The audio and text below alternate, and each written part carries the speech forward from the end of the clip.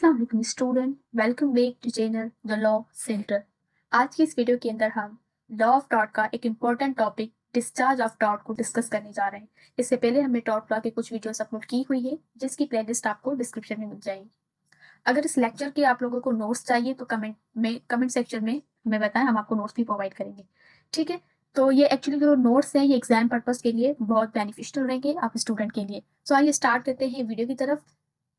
अगर आप चैनल पर नए हैं तो चैनल को सब्सक्राइब कर लें और अगर वीडियो पसंद आए तो वीडियो को लाइक करें। ठीक है, सो स्टार्ट करते हैं। आइए सबसे पहले हम देखते हैं इंट्रोडक्शन। देखिए, अब टॉर्ट क्या है इतना तो आपको अंदाजा हो ही गया होगा, आपको पता होगा कि टॉर्ट क्या होता है। टॉर्ट हमारे पास सिविल रॉन्ग होता है जिसकी हमारे पास टॉर्ट लॉ के अंदर क्या है, रेमिडीज है। हमने बेसिक लेक्चर के अंदर पढ़ा था कि टॉर्ट लॉ डिपेंड ही करता है किस पे, रेमिडीज पे। ठीक है, और टॉर्ट लॉ के अंदर कौन सी रेमिडीज होती है, अनलिक्विडेड रेमिडीज होते हैं। ठीक है, मतलब वो डैमेजेस जो कि प्री डिटरमाइंड नहीं है। ठीक है, सिचुएशन को देख के जब टॉर्ट कमिट हो जाता है तो उसके बाद जो है वो डिसाइड होती है। ठीक है, हर तरह की सिचुएशन को देख के बाद में डिसाइड करते हैं, तो वो होते हैं अनलिक्विडेड डैमेजेस। और इसी के अपोजिट में लिक्विडेड डैमेजेस क्या होते हैं, जो कि पहले से ही प्री डिटरमाइंड है कि अगर आपने ये ऑफेंस किया है तो उसके बदले में आपको ये सजा मिलेगी। ठीक है, पर यहाँ पर क्या होता है, अनलिक्विडेड डैमेजेस होते हैं। तो ये था टॉर्ट का लिटिल बिट इंट्रोडक्शन। अगर आपको टॉर्ट और उसके एसेंशियल्स वाली डिटेल में वीडियो चाहिए तो इसकी जो ना वो लिंक डिस्क्रिप्शन में देंगी, आपको भी जाके देख लीजिएगा। तो यहाँ पर क्या है, इन case of the discharge of the tort, मतलब कुछ कंडीशंस ऐसी हैं जिसमें भले टॉर्ट कमिट हो जाए लेकिन उसके अंदर आप रेमेडीज क्लेम नहीं कर सकते। ठीक है, या आप खुद छोड़ते हैं या फिर सिचुएशन कुछ ऐसी हो जाती है किन कंडीशन में टॉर्ट जो ना वो डिस्चार्ज हो जाता है। अब टॉर्ट का डिस्चार्ज होने से क्या मतलब निकलता है, मतलब तो right of the action comes to N E, मतलब जो राइट ऑफ एक्शन है ना वो खत्म हो जाए।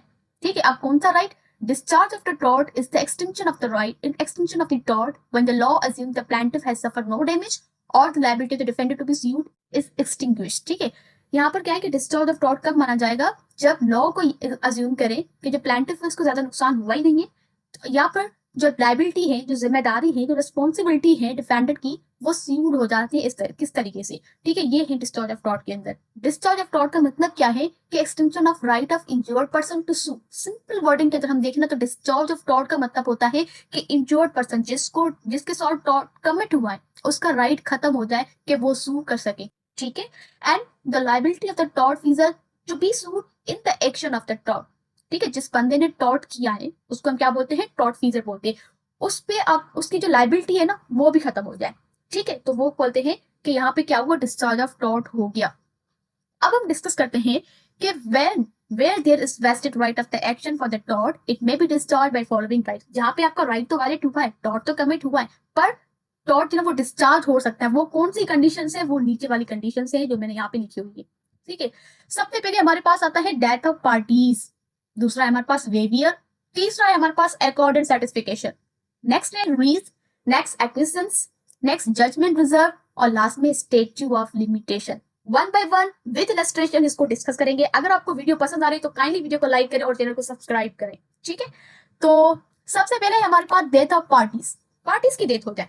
ठीक है, when any of the parties either plaintiff or defendant, भाई plaintiff हो या defendant हो, किसी भी बंदे की डेथ हो जाए ना तो उसी टाइम पे जो tortious liability है वो क्या समझी जाएगी, shall be presumed as discharge, वो डिस्चार्ज मानी जाएगी कि tortious liability यहाँ पे खत्म हो गई।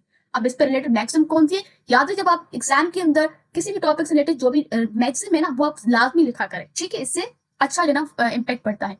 यहाँ पर ये मैक्सिमम है एक्शन पर्सोनेलिस। ठीक है, मॉरिटर कम पर्सोना। यहाँ पे क्या है कि personal right of the action dies with the person. जब पर्सन की डेथ हो गई ना, किसी भी बंदे की डेथ हो गई तो उसका जो पर्सनल राइट ऑफ एक्शन है, उसका जो पर्सनल राइट है, उसके साथ कुछ भी हुआ, उसकी डेथ हो गई तो उसका जो राइट ऑफ एक्शन होगा टू सू, वो क्या हो जाएगा, वो खत्म हो जाएगा। ठीक है, या टू बी सूट वो खत्म हो जाएगा। पर यहाँ पे एक एक्सेप्शन थे, यहाँ पर एक नोट कीजिएगा कि in case of the death of the wrong person the legal heir can claim the damages from the defendant for the propriety wrong if, for example, if the tort was committed against the property in case of the nuisance, trespass, negligence, fraud, waste, etc। हमने पढ़ा ना कि अगर किसी बंदे की death हो जाए तो उसके साथ टॉर्ट कमिट हुआ, ठीक है, या उसने किया तो उसका जो राइट टू सू है वो यहाँ पे टॉर्ट की टॉर्शियस लायबिलिटी डिस्चार्ज हो जाएगी।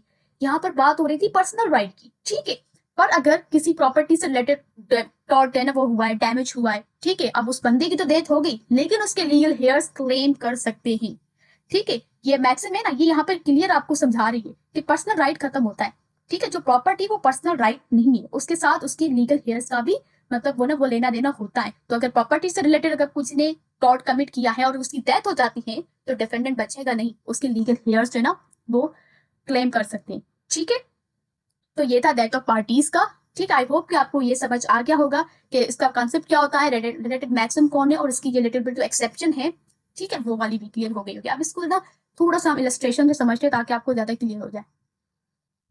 सपोज करें ए है जिसने कमिट किया है असॉल्ट। असॉल्ट क्या है हमारे पास, टॉर्ट है, पर्सनल टॉर्ट है। ठीक है, असॉल्ट की डिटेल वीडियो आपको मिल जाएगी। अगेंस्ट बी, ठीक है, बी, ठीक है, ए ने क्या किया, असॉल्ट किया। असॉल्ट क्या है, टॉर्ट है भाई। असॉल्ट और बैटरी का जो कॉन्सेप्ट है वो मैं आपको आगे समझाऊंगी। ठीक है, यहाँ पे क्या होता है कि ए ने असॉल्ट को कमिट किया अगेंस्ट बी। अब यहाँ पे क्या हुआ कि ड्यूरिंग ट्रायल क्या हुआ, ए की डेथ हो गई। क्या होगा, ए मर गया तो जो लाइबिलिटी ऑफ ए है ना यहाँ पे डिस्चार्ज होते हैं कि आप ए की कोई जिम्मेदारी नहीं है, बेचारा मर गया, आप उस पर क्या जिम्मेदारी। ठीक है, सिमिलरली अगर बी की डेथ हो जाए, ठीक है, जिसके अगेंस्ट टॉर्ट कमिट हुआ है, ठीक है, तो पर्सनल राइट ऑफ एक्शन भी वहां पे खत्म हो जाएगा। बी का ए की डेथ हो गई तो बी उसके खिलाफ कहाँ टॉर्ट ना वो सू फाइल करेगा, सू फाइल करेगा। ठीक है, तो यहाँ पे क्या होगा, बी की भी जो पर्सनल राइट ऑफ एक्शन है वो खत्म हो जाएगा जैसे ही जो ना वो बी जो ना वो मर जाता है। ठीक है, तो ये थी इसकी इलस्ट्रेशन। अब हम नेक्स्ट डिस्कस करते हैं, नेक्स्ट है waiver. If the person has the more than one remedy, एक बंदे के पास एक उसके साथ रॉन्ग कमिट हुआ है, उसके पास ज्यादा रेमेडीज अवेलेबल है। ठीक है, उनमें से वो एक चूज करता है कि ठीक है भाई तुमने ये रॉन्ग किया मेरे साथ, ये मेरे नुकसान किए, लेकिन मुझे बस इनमें से ये वाला जो ना इस ये कुछ ज्यादा ही हो गया तो आप इसके अंदर मुझे डैमेजेस दे दो, बात यहीं पे खत्म करते हैं। ठीक है, तो यहाँ पे क्या हुआ कि बाकी जो रेमिडीज उसके पास अवेलेबल थी उसको उस बंदे ने क्या किया, प्लांटिफ ने क्या किया, खुद ही जो ना वेव कर दिया, छोड़ दिया। वेव वेव का मतलब क्या होता है, छोड़ना। इसको हम एग्जांपल से समझते हैं फिर ज्यादा क्लियर होगा। सपोज करें ए जिसने फाइल किया केस अगेंस्ट बी, अब उसके पास मल्टीपल रेमिडीज है, जैसे उसका जितना भी लॉस हुआ वेजेस का वो कंपनसेट करवाए। ठीक है, नंबर दूसरा क्या कि वो क्लेम करे डैमेजेस, भाई इसका इमोशनल डिस्ट्रेस हुआ है, ठीक है, वो इमोशनली हर्ट हुआ है, उसके भी डैमेज क्लेम कर सकता है। तीसरा कि रिक्वेस्ट कर सकता है कोर्ट को स्पेसिफिक परफॉर्मेंस के जो उसको लॉस हुआ वो एक सेट उसको भर के दे। ठीक है, ए ने चूज किया only the compensation for loss wages, जो वेजेस का नुकसान हुआ ना बस उन्हें मुझे वही भर के तो बात ही खत्म करते। बाय डूइंग सो ए ने क्या किया, वेब्ड की, मतलब छोड़ दिया बाकी रेमेडीज को। अब यहाँ पे क्या होगा कि ए जो है ना, ठीक है, जितने भी फर्दर जो ना वो इमोशनल जो स्टेट हुआ इसको, ठीक है, नुकसान हुआ बाकी जो भी उसने खुद ही वो वेव कर दिए। तो यहाँ पे क्या हुआ कि ए ने वेव कर दी बाकी रेमेडीज को। अब ए जो ना वो दूसरा जो ना वो केस सूट नहीं फाइल कर सकता बाकी डैमेजेस के लिए। तो नेक्स्ट है हमारे पास अब एकॉर्ड एंड सेटिस्फिकेशन। एकॉर्ड का मतलब क्या होता है, एग्रीमेंट, और सेटिस्फिकेशन का मतलब क्या होता है, कंसिडरेशन। बेसिकली एकॉर्ड हमारे पास एक बायलेटरल एग्रीमेंट होता है, जो इंजर्ड पर्सन है जिसके साथ टॉर्ट कमिट हुआ है और टॉर्ट विद जिसने टॉर्ट कमिट किया है।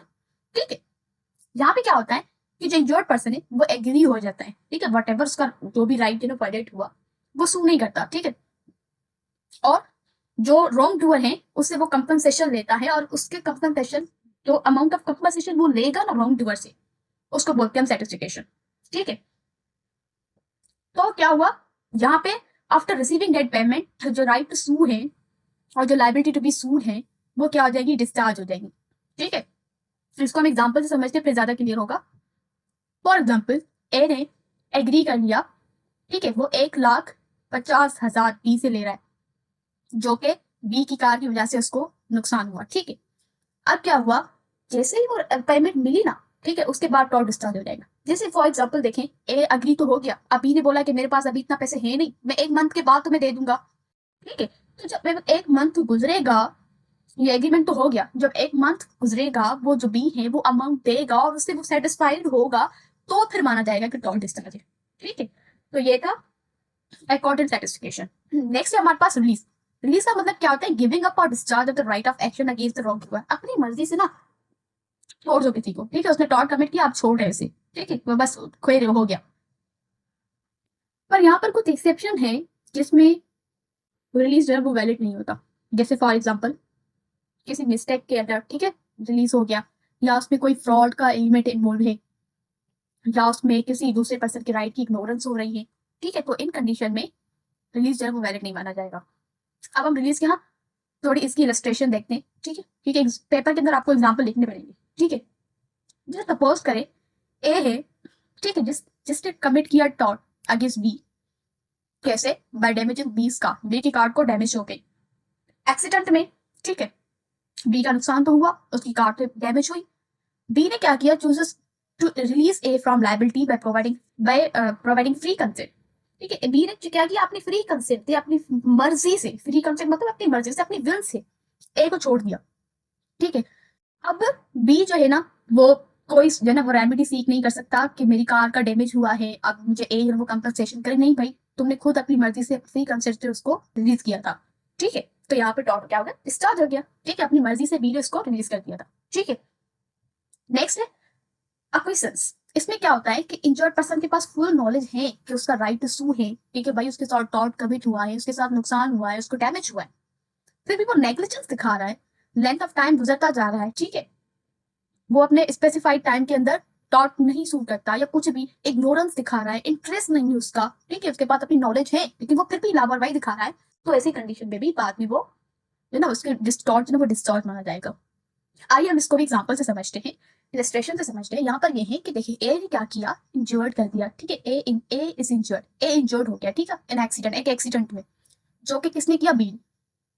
अब इसके पास लीगल अथॉरिटी है कि वो फाइल करे, क्लेम कर सकता है। नुकसान तो हुआ है उसके एक्सीडेंट के अंदर, बी की नेग्लिजेंस की वजह से। ठीक है, एक्सीडेंट हो गया, उसका नुकसान हुआ। अब यहाँ पे क्या होता है कि ए जो ना उसको कोई इंटरेस्ट ही नहीं होता कि वो परस्यू करे केस को। ठीक है, और कोर्ट की प्रोसीडिंग को अटेंड करे, अपने राइट को क्लेम करे, कंपनसेशन मांगे। नहीं, एक क्या होता है, वो फेल होते ना, वो वकीलों को हायर करता है। ठीक है, लीगल प्रोसेस कुछ भी नहीं करता, कुछ भी नहीं करता, जाहिर सी बात है, इग्नोरेंस दिखा रहा है। ठीक है, लैक ऑफ इंटरेस्ट है। तो जैसे जैसे टाइम गुजरता जाएगा ना, जैसे टाइम पीरियड कंप्लीट हो जाएगा, तो टॉर्च जो है ना वो यहाँ पे डिसमिस हो जाएगा। ठीक है, अब यहाँ पे डिस्चार्ज माना जाएगा। फिर से ना वो जो है ना वो ए जो है ना वो नहीं कर सकता केस फाइल। ठीक है, जहाँ पे क्या हो जाएगा, तो ऑटोमेटिकली बी जो है ना वो रिलीज हो जाएगा लायबिलिटी फॉर इंसिडेंट की। नेक्स्ट है judgement reserve, right of the against, right of the against wrong doer. ठीक है, जो आपका राइट था ना अगेंस्ट रॉन्ग डूअर। ठीक है, वो जजमेंट में जजमेंट आ गई उस पर। ठीक है, एक बंदे ने आपको नुकसान दिया, आपको टॉर्ट को जो है ना वो काज किया, आपने जो है ना वो केस फाइल किया। ठीक है, उसके बाद आपको उसका रिलीफ मिल गया। अब दोबारा आप जजमेंट दोबारा जो है ना आप सुन नहीं कर सकते। यहाँ पे जो टॉर्ट है ना वो डिस्चार्ज माना जाएगा, और इंजर्ड पार्टी के not bring a second suit for the same wrong के लिए, जो सेम जो आपके साथ जो ना वो फ्रॉड कमिट हुआ, उसके लिए आप दोबारा जो ना वो सेकंड सू नहीं कर सकते। एक दफा आपने किया, आपकी जजमेंट आ गई, आपको रिलीफ मिल गया, दोबारा नहीं हो सकता। ठीक है, जजमेंट रिजर्व। इसको भी हम एग्जांपल से समझते हैं, फिर ज्यादा क्लियर होगा। जैसे ए है, ठीक है, offer the judgment from the court against B. A को जजमेंट ना वो पास हो गई। ठीक है, बी के against for the damages resulting from the car accident. ठीक है, बी के जो कार एक्सीडेंट हुआ, ठीक है, उससे क्या हुआ कि ए को नुकसान हुआ। ठीक है, ए ने क्या किया? अवॉर्ड किया specific amount of the medical expensive and loss wages. ठीक है, जिसका भी इसका नुकसान हुआ, मेडिकल एक्सपेंसिव हो गया, लॉस वेजेस हो गया। यहाँ पे लेटर उसके बाद एक को डिस्कवर होता है कि भाई यहाँ पे तो एडिशनल मेडिकल ट्रीटमेंट भी चाहिए, मतलब उसके लिए भी पैसे चाहिए, ज्यादा हो रहा है। ठीक है, तो अब एक दफा जजमेंट आ गई, आपको जो भी स्पेसिफिक अमाउंट था सर्टिफिकेटरी, वो मेडिकल एक्सपेंसिव मिल गया, आपको जितने भी डैमेजेस हो तो वो मिल गए, दोबारा आप नहीं कर सकते।